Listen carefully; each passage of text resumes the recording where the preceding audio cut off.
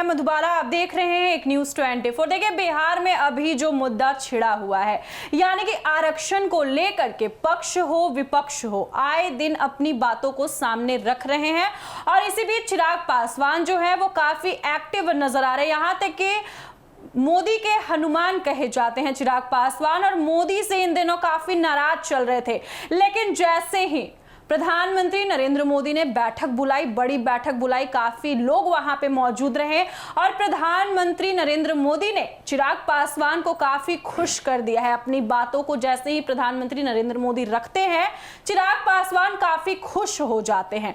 लेकिन तेजस्वी यादव लगातार कटाक्ष करते हुए नजर आ रहे हैं। इसी बीच हम अगर बात करें चिराग पासवान की, तो चिराग पासवान अभी भी इस मुद्दे को लेकर के बैठे हुए हैं और बड़ी बैठक बुलाने की भी बातचीत चल रही है। तो आज हमारे साथ इस खास बातचीत करने के लिए राजकुमार पासवान जी मौजूद हैं। तो आज हम इनसे बातचीत करते हैं। सर, आपका बहुत बहुत स्वागत है हमारे चैनल में। सर, आपसे मेरा ये सवाल है कि आरक्षण का मुद्दा जो लगातार अभी जोर पकड़ा हुआ है और चिराग पासवान भी लगातार इस चीज को लेकर के सामने आ रहे हैं, यहां तक कि चिराग पासवान इस चीज को लेकर के काफी एक्टिव हो गए थे। वहीं पर अगर हम बात करें केंद्रीय मंत्री जीतन राम मांझी की, तो उन्होंने बड़ी बातें कह दी थी। इसके बाद से चिराग पासवान बहुत कुछ बोलते हुए सामने आ रहे थे। क्या कहना चाहिएगा? देखिए, चिराग पासवान की जहां तक बात है तो आज के समय में, आज के दौर में केंद्रीय मंत्री हैं। बिल्कुल। और वो सिर्फ मीडिया में आकर के और प्रेशर बनाना, जहां पे भेजा गया है वहां पे जाकर के सवाल करना, सरकार से सवाल करना, बिल्कुल, ये अध्यक्ष के सामने बोलना, ये बड़ी बात होती है। और चिराग पासवान के सामने ना फिर सुप्रीम कोर्ट टिक पाएगी और ना ही कोई हाई कोर्ट टिक पाएगा। बिल्कुल। लेकिन वहां आप नहीं बोल रहे हैं, आप आके मीडिया के द्वारा प्रेशर बना रहे हैं। तो ये समझा किसको रहे हैं? नरेंद्र मोदी साहब की जो कैबिनेट बैठी, मैं देश के SC/ST भाइयों को बताना चाहता हूं एक न्यूज 24 के माध्यम से, बिल्कुल, कि ये जानिए, आपके लिए जानना जरूरी है कि नरेंद्र मोदी साहब ने क्या किया, नरेंद्र मोदी की कैबिनेट ने क्या की, कि भाई चिराग पासवान का सीट कैसे सुरक्षित रहेगा, उसका फैसला कर दिया इन्होंने। बिल्कुल। लेकिन वर्गीकरण जो हमारे में ही फ्रिक्शन, हम ही में ही जो बांटा जा रहा है, वो वर्गीकरण के ऊपर कोई बात नहीं हो पा रही है। यही चीजें प्रेस कॉन्फ्रेंस करके उनके जीजा ये भारती जी ने बोलने का काम किया, अरुण भारती ने। तो ये देश के दलितों को गुमराह करने की बात ये लोग कर रहे हैं। बिल्कुल। आप साहब खुल के क्यों नहीं विरोध कर रहे हैं? आप क्यों नहीं कर रहे? सिर्फ ये कि घोड़ी पे चढ़ने से रोका जाता है, कहते हैं मूछ रखने से रोका जा रहा है, वो तो मैं भी कह रहा हूं, आपसे नहीं, बहुत लंबे समय से कह रहा हूं। मंदिर में जाने के बाद मंदिर धुलवा दी जाती है। मंदिर में जाने के बाद मंदिर धुलवा दी जाती है। एग्जैक्टली। तो साहब, शासन किसने किया? शासन किसने किया? आपके पिताजी ने 50 साल, आपके परिवार ने ही टोटल शासन प्रशासन किया। फिर भी आज बिहार के दलितों का, बिहार के SC/STओं का ये बुरा हालात क्यों है? रही बात है जीतन राम मांझी, जीतन राम मांझी जी भी वर्गीकरण का मतलब हवा दे रहे हैं। बिल्कुल। और क्रीमिलियर पे भी वो बोल रहे हैं। तो मैं जीतन राम मांझी जी से पूछना चाहता हूं कि जीतन राम मांझी जी, आप देश के आवाम को, देश के दलितों को बताइए, बिल्कुल, कि जब आप पहली दफा विधायक बने तो वहां पे कितने जाति लोगों ने आपको रोका? बिल्कुल। क्या रविदास भाइयों ने रोका? क्या ये पासी भाइयों ने रोका? क्या रजक भाइयों ने रोका? क्या पासवान भाइयों ने रोका? एग्जैक्टली। नहीं ना रोका। नहीं, आप गए ना, किसके कौन से रिजर्वेशन से गए? वो आपके घर का रिजर्वेशन था क्या? वो रिजर्वेशन बाबा साहब के दिए हुए अधिकार के द्वारा। और ये कॉलेजियम सिस्टम आपको नहीं दिखता जीतन राम मांझी जी? विश्वविद्यालय में जो तांडव हो रहे हैं, सरकारी महकमे में जो अभी भी सीट नहीं भरे गए हैं, प्रोफेसरशिप में सीट नहीं भरे गए हैं, आप अगर कॉलेजियम सिस्टम का पूरक है, समर्थक है आप, तो ये बात कहिए ना भाई कि कॉलेजियम सिस्टम हमको चाहिए। बिल्कुल। कैसे चाहिए? कि वो कॉलेजियम सिस्टम लागू हो जहां पे पासवान जाति से भी हो, जहां मांझी जाति से भी हो, जहां पे रविदास से भी हो, जहां पे कुशवाहा से भी हो, जहां पे राजपूत से भी हो, जहां पे ब्राह्मण से भी हो, इन सब का समन्वय हो। बिल्कुल। सुप्रीम कोर्ट हाई कोर्ट में जजों की संख्या, तो वहां पे वो पैनल तो नहीं बन रही है। यहां तो चाय पे चर्चा होती है, सुबह वो लोग जा करके और फैसला ले लेते हैं, सुना देते हैं। तो ये कॉलेजियम सिस्टम नहीं चलेगा। हम देश की जनता बर्दाश्त नहीं करेंगे। जीतन राम मांझी जो बोलते रहे, देश का SC/ST लोग देख रहा है और उनको समझ में आ जाएगा। अभी बाई इलेक्शन है, आने वाले विधानसभा में भी। रही बातें चिराग पासवान की, बिल्कुल, तो चिराग भाई और चिराग के परिवार कैसे सुरक्षित रहेगा, ये नरेंद्र मोदी साहब ने ठीक कर दिया। लेकिन आम पासवान, आम रविदास, आम मांझी भाई, आम जो ये है रजक समाज से, चाहे और भी यूं कहे कि SC/ST समाज, ये इनको कैसे पूर्ण रूप से हक अधिकार मिलेगा, इस पे चर्चा नहीं कर रहे हैं देश का प्रधानमंत्री। ये डबल इंजन की सरकार लोकसभा सदन में इसकी बात करें चिराग पासवान, नहीं तो झूठी आईना दिखाना बंद करें, क्योंकि ये झूठी आईना दिखा रहे। वर्गीकरण पे ये चुप्पी क्यों है? बोले सदन में कि पूर्ण रूप से इसको वापस लिया जाना चाहिए।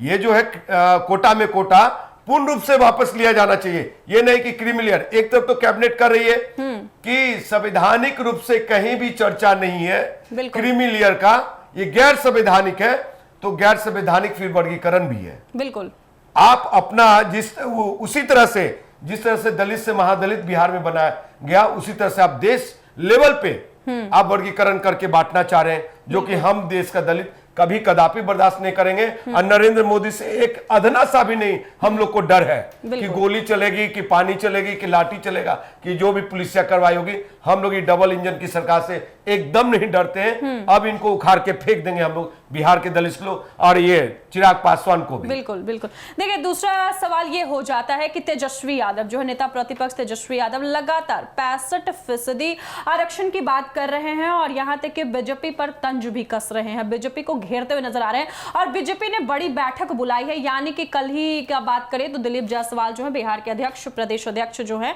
उन्होंने बड़ी बैठक बुलाई है। बैठक में क्या कुछ बातचीत होती है, उसके बाद चिराग पासवान भी काफी एक्टिव हो जाते हैं।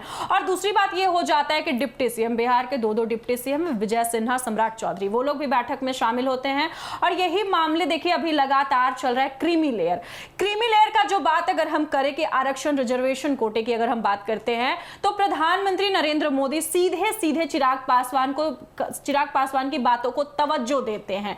आखिर चिराग पासवान इतना एक्टिव तो नजर आ रहे हैं, लेकिन प्रधानमंत्री नरेंद्र मोदी अपने हनुमान को नाखुश नहीं कर सकते हैं। क्या कहना चाहिए? देखिए, जब बिहार में जातीय जनगणना हुई और ये 65% आरक्षण का प्रावधान हुआ, बिल्कुल, तो ये कोर्ट में मामला चला गया। और कोर्ट क्यों गई और क्यों जाना पड़ा? बिल्कुल, सबसे पहले तो आपकी सरकार थी, इंडिया गठबंधन की सरकार थी, तो आप उसको नौवीं सूची में क्यों नहीं डाला? बिल्कुल, उसको प्रस्तावित कर करके केंद्र को क्यों नहीं भेजा?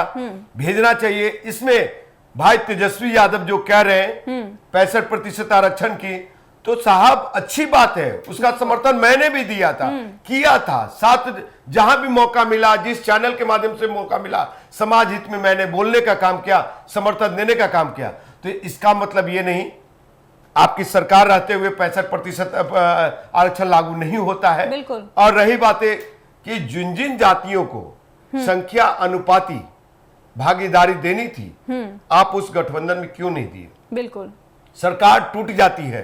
सरकार टूट जाने के बाद, गठबंधन टूट जाने के बाद फिर एनडीए की सरकार आ जाती है। तो जब जब एनडीए की सरकार आई है, जब जब डबल इंजन की सरकार आई है, तब तब दलित महादलित ये एट्रोसिटी एक्ट को खत्म किया जाना चाहिए, कभी ये क्रीमी लेयर लागू किया जाना चाहिए, कभी कोटा में कोटा लागू किया जाना चाहिए। ये एनडीए सरकार का देन है। और अगर 141 सांसद जो सदन में बैठे हुए हैं, वो तो आप नरेंद्र मोदी से आप अपना सीट सुरक्षित कर लिए कि हम ही लड़ते रहेंगे, समझे? लेकिन कोटा में कोटा वर्गीकरण पे आप चुप क्यों है? पूरा देश देख रही है। और जिन भाइयों, जो भाई देश के SC/ST हैं, वो अखबार में को देख करके कि भाई क्रीमी लेयर लागू नहीं होगा, वो बहुत ज्यादा खुश है आज। तो खुश होने की जरूरत नहीं है। चिराग पासवान अपने घर का परिवार, चिराग पासवान और चिराग पासवान का परिवार कैसे सुरक्षित रहेगा, इसके लिए वो नरेंद्र मोदी से मिले। आपके लिए नहीं, आपके बच्चे के लिए नहीं, आपका कल का भविष्य कैसे सुरक्षित रहेगा उसके लिए नहीं।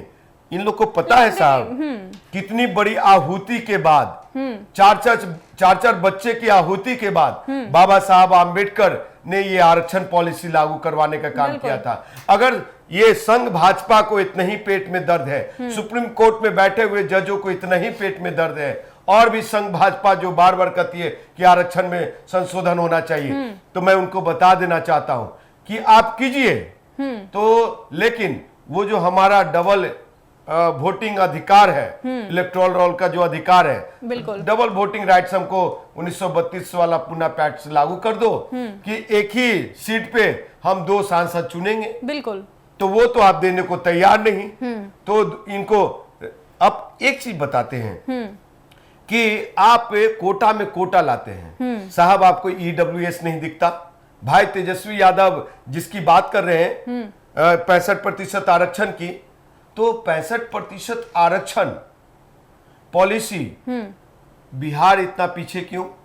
और सरकार थी, लागू होना चाहिए था, साउथ में लागू हो गया, केरला में हो गया, आंध्रा में हो गया, आपको क्यों नहीं लागू करे? उत्तर प्रदेश में आखिर क्यों नहीं लागू? बिल्कुल। और देशव्यापी, अभी अभी हम एक अखबार में पढ़ रहे थे कुछ दिन पहले, तो चिराग पासवान कहते हैं कि देश स्तर पे जातीय जनगणना होनी चाहिए, बिल्कुल, लेकिन उस जातीय जनगणना की संख्या सार्वजनिक ना हो, तो फिर भागीदारी कैसे मिलेगी भाई चिराग पासवान? बिल्कुल, यानी कि भागीदारी सिर्फ आप ही को चाहिए, आपके परिवार को ही चाहिए। बिल्कुल, तो ये चीजें समझने का चीज है। और जो तेजस्वी भाई नेता प्रतिपक्ष कर रहे हैं, तो हम उनका स्वागत करते हैं, लेकिन जब अवसर मिलता है तो आप अवसर पे चूक जाते हैं। आखिर ऐसा क्यों?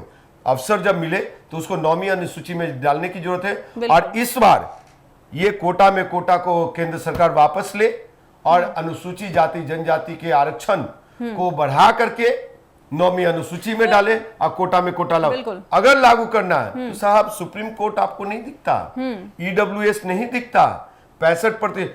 उस समय ही हम लोग को सड़क पे आ जाना चाहिए था। आज जो सड़क पे हम लोग आ रहे हैं 65% आरक्षण को लेकर के, ईडब्ल्यूएस जो लागू हुआ उसके खिलाफ, क्यों नहीं लोग सड़क पे आए? बिल्कुल, तो ये बहुत बड़ा सवाल है। उस पे तो चिराग पासवान उस समय उनकी चुप्पी बनती, 65% पे चुप्पी बनती। वो तो जातीय जनगणना का समर्थक भी नहीं थे, बिल्कुल, वो विरोध कर रहे थे नीतीश सरकार, एनडीए सरकार का। देखिए, एक और बात हो जाता है कि केंद्रीय मंत्री जीतन राम मांझी का जैसे ही बयान आता है, लेकिन चिराग पासवान उनका पलटवार करते हैं। केंद्रीय मंत्री जीतन राम मांझी पूरा समर्थन देते, जैसे कि सुप्रीम कोर्ट से जो ये फैसला आया था, तो केंद्रीय मंत्री जीतन राम मांझी का कहना था कि जो कुछ भी सरकार कर रही है, जो कुछ भी केंद्र सरकार कर रही है, वो सही कर रही है। तो इस पर चिराग पासवान का बड़ा पलटवार नजर आया है सामने। जैसा कि हम अगर बात करें SC/ST का रिजर्वेशन का, तो चिराग पासवान अभी भी एक्टिव हैं और चिराग पासवान बड़ी बड़ी बैठक बुलाने का भी दावा कर रहे हैं। लगातार चिराग पासवान इस बात को रोक रहे हैं और कह रहे हैं कि ये कहीं से भी उचित नहीं है। देखिए, चिराग पासवान जो उचित नहीं है ये कह रहे हैं, तो ये खुल के क्यों नहीं कर रहे हैं? बिल्कुल, सिर्फ क्रीमी लेयर की बात क्यों कर रहे हैं? आप उसकी बात क्यों नहीं कर रहे हैं? वर्गीकरण पे क्यों चुप है? जीतन राम मांझी थी, जहां तक बात रही, तो जीतन राम मांझी जो बात कर रहे हैं, तो जीतन राम मांझी पे मुझे हंसी भी आती है। वही जीतन राम मांझी है जो सनातन को गाली बका, जो रो रहे थे मुख्यमंत्री होकर के कि मैं मंदिर में गया और उस मंदिर को धोया गया। बिल्कुल, तो सबसे बड़ी बात है कि आज किसके गोद में है? उन्हीं की सरकार में आप अपमानित हुए थे, बिल्कुल, उसी समय अपमानित हुए थे। और आज आप जो वर्गीकरण पे हवा दे रहे हैं कि महज 4 जातियां फायदा ले रहे हैं, रविदास, पासी, पासवान और धोबी, रजक।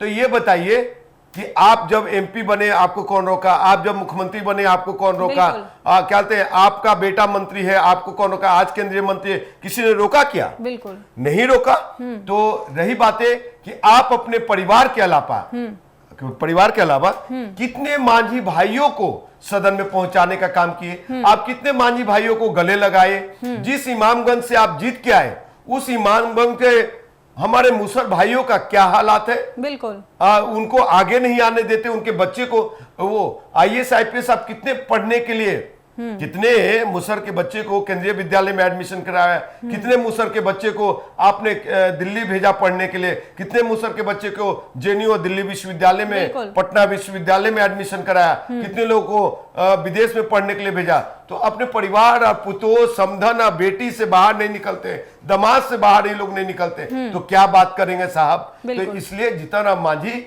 एक संघ भाजपा के इशारे पे ऐसा बयान दे रहे हैं और उलूल जुलूल बयान देते रहते हैं जिसका कोई रिलेवेंट नहीं है।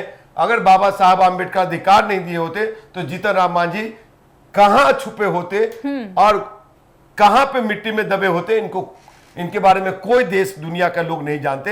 ये बाबा साहब का ताकत है कि संवैधानिक ताकत है जिसके कारण ये आज बोल पा रहे हैं, दिख रहे हैं। नहीं तो आज भी वो एससी एसटी का कोई भी समाज की जाति हो, और आपको मुसहर समाज हो, चाहे पासवान हो, चाहे रविदास हो, चाहे आज भी ताकत नहीं है। बहुत सारा ऐसा गांव है ठाकुरों का, बहुत सारा ऐसा गांव है ऊंची जाति के लोगों का जहां पे अभी भी कुर्सी पे नहीं लोग बैठ सकते हैं, समझे। हम लोग तो पढ़े लिखे हुए लोग बैठ जाते हैं, हम लोग का सम्मान होता, लेकिन आज भी गांव के लोग जो चूहा पकड़ रहे हैं, जो ये सुअर पाल रहे हैं, जो खेत में काम कर रहे हैं, मजदूरी कर रहे हैं, आज भी जी मालिक कहने में ही उनकी जिंदगी जा रही है। तो किसकी बात कर रहे हैं जीतन राम मांझी जी। तो मुझे लग रहा है कि सबसे बड़ा कॉलेजियम सिस्टम तो ये चिराग पासवान के घर में है, जीतन राम मांझी के घर में है। बिल्कुल।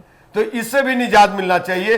लेकिन सबसे बड़ी बात है कि आज वर्गीकरण की बात है, ये वर्गीकरण आरक्षण में कहीं भी असंवैधानिक है, बिल्कुल कहीं भी आर्थिक आधार पे चाहे जाति को बांट करके आरक्षण देने की बात नहीं हुई है। अनुसूचित जाति जनजाति एक है और उनको आरक्षण देने की बात हुई है। ये जो सुप्रीम कोर्ट ने आर्टिकल भारत के संविधान अनुच्छेद आर्टिकल 14, 16 और 341, 342 का जो हवाला दिया है उसके तहत भी कहीं चर्चा नहीं है। और 341 में यह है कि कोई भी जाति किसी दूसरे प्रांत में चले जाते हैं तो किसी भी जाति का आर्थिक स्थिति कमजोर है, वो लगता है राज्य सरकार को कि उसे एससी में शामिल किया जाए, तो टाइम टू टाइम उसको प्रस्तावित करके विधानसभा, उसके बाद लोकसभा, गवर्नर से साइन कर लोकसभा के बाद राष्ट्रपति का मोहर लगता है। तो ये जानने समझने की जरूरत है, लोगों को पता होता नहीं है। आपको बता दूं कि जीतन राम मांझी हो चाहे चिराग पासवान, चिराग पासवान एक तरफ ये उनको होड़ लगा हुआ कि हम समस्त देश के दलितों का नेता कैसे बन जाए, और इनको ये लग रहा है कि वर्गीकरण में बंटवा करके हम अपना उल्लू कैसे सीधा कर ले। बिल्कुल।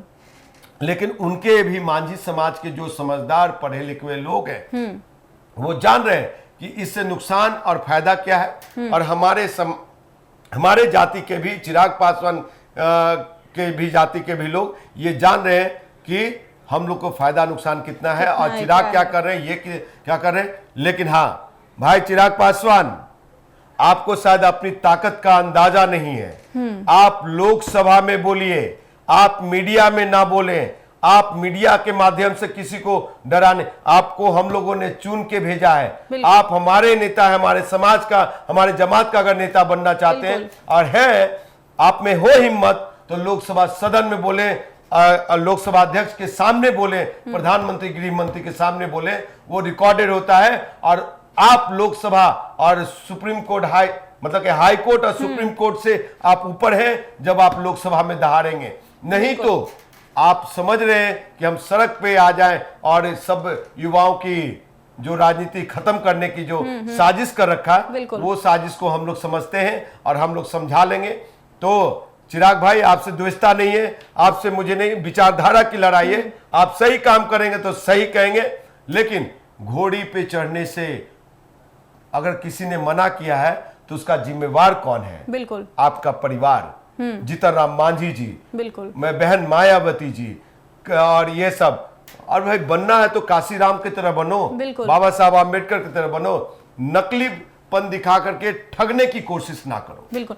तो जैसा कि आपने सुना इंजीनियर राजकुमार पासवान जी का साफ तौर पर आरक्षण के मुद्दे, क्रीमी लेयर के मुद्दे पर लेकर के क्या कुछ कहना है। यहां तक इनका चिराग पासवान को लेकर के कहना है कि आपको अगर आवाज उठाना है तो लोकसभा में जाकर के आवाज उठाइए, सदन में जाकर के आवाज उठाइए।